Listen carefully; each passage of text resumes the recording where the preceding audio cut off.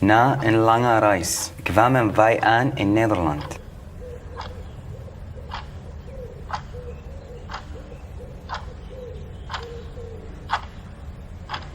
We gingen een tijdje logeren bij een vrouw.